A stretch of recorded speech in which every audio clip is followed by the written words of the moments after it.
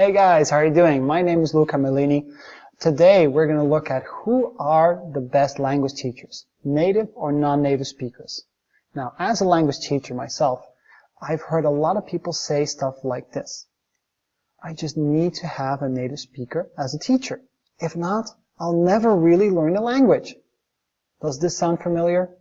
So, to tell you if I agree or don't agree with this, let's look at some very important details that I think will clarify this a lot for you. So, what are some advantages of native speakers as teachers? Of course, the obvious one is the knowledge, right? Native speakers have more knowledge of the language, of expressions, of what sounds good, of specific words, right? So I think that is a valid argument. Right pronunciation. The idea usually is that if you have a native speaking teacher, you can copy the accent correctly. Now, think about this. Do you know any foreigners, people from outside of your country, who have been living in your country for a long time, like 3, 4, 5, 10 years, okay? And who are working here, living, etc. Do those people speak your language without accent? No, right? They don't. They still have an accent. Most of them have, right? Some people have more accent, some have less, etc. There's some variation. But in general, they all keep some accent. But they were surrounded the whole time by native speakers. They had the right example the whole time, 24 hours a day. So if they couldn't do it, why would you be able to copy the accent of a native speaker in 2, 3 classes per week? Right?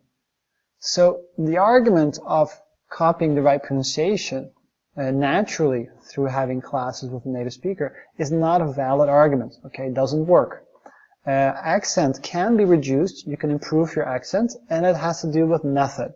Okay, talent has also to do with it a bit. Talent helps. Some people do it more naturally than others, but method helps. Okay, and it doesn't matter if you have a native speaker or non-native speaker as a teacher. Okay. Advantages of non-native speakers as teachers. Yes, there are some. First of all, the teacher from your country who learned, for example, French, Spanish, Mandarin Chinese to a high level and teaches it, is a learner himself. He knows how it is to be a student. He knows what it takes, what is necessary to go to this level. Okay? He or she also learned the language, okay, consciously as a student. So this helps. This can transfer some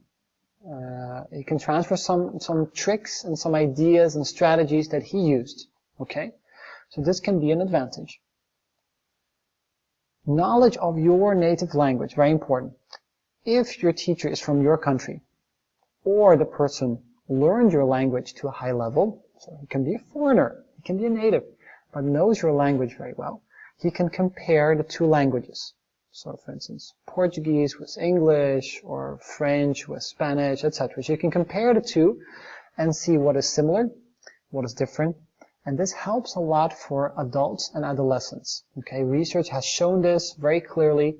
Academia has confirmed this. Unfortunately, a lot of methods say that you should just copy naturally the language, and you should not compare. Comparing helps a lot, okay? And you can benefit from it greatly.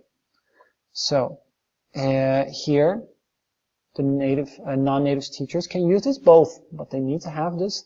You need to have the same languages, too, in common, okay?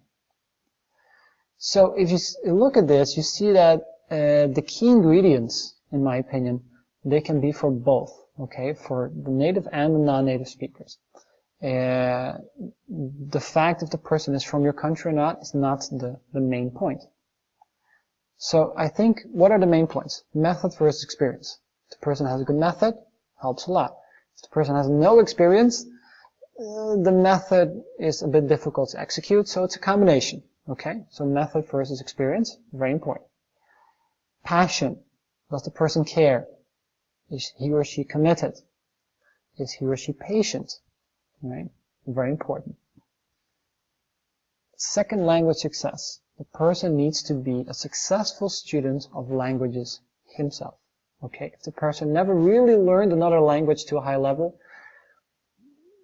he or she is not an example for you. Okay, so if you have a native speaker who never learned another language well, then I don't think it's the right teacher. The person needs to have at least one other language that he or she is really fluent in. Knowledge. Okay, so here, target language versus your language. How much does the person know of your language, right, to compare, and how much of the target language? So, target language, the language you want to learn. So, if you are a beginning student, don't worry if you have a person with a superb knowledge in the target language, because you're not going to absorb all of that suddenly, okay? If you become, if you go up and you become intermediate, advanced, okay, then you really need a person who really knows the other language well, okay? You need or a non-native good teacher with a lot of knowledge of the target language, or a native speaker, okay? Before that, it's no point, okay? So, looking at these points, how can you measure these when you look at a teacher? Or how do you select a teacher? So, there are some points you can do. Ask about the method. Maybe it's difficult for you to evaluate fully the method of a teacher. That's correct. It's difficult. But ask about it, listen to the logic, compare it to what you have seen of other methods, of languages, of other things you learned, okay? And see how it feels, if it feels right, okay? Of course, ask about references. The best are students that have started at one phase and have gone all the way up, okay? Who have really advanced with that teacher and are happy with the method, who confirm, yes, that's a great teacher. Study with him or her, okay? You can look at background, the person, academic background, experience of life. If the person has lived many years abroad in the country of the target language, you can ask for certificates. So these are things that can help, okay? But these are all just, they're a bit indirect, okay? The real results will be, you can see in the classes, okay? So of course, you need to take a test class, at least one, possibly 2 or 3. Maybe you can ask for a month. You say, okay, I pay you the month, I have to have the classes, and after that, I see if I want to continue, right? If I do a long-term contract, right? So that can be a way to test to see how it is, if you feel there's a result in the class, okay? Guys, that's it. Thanks for watching. I hope it was helpful. If you have any doubts, please find me on my blog, lucamerlini.com.br, and let me know if you need anything else. Take care.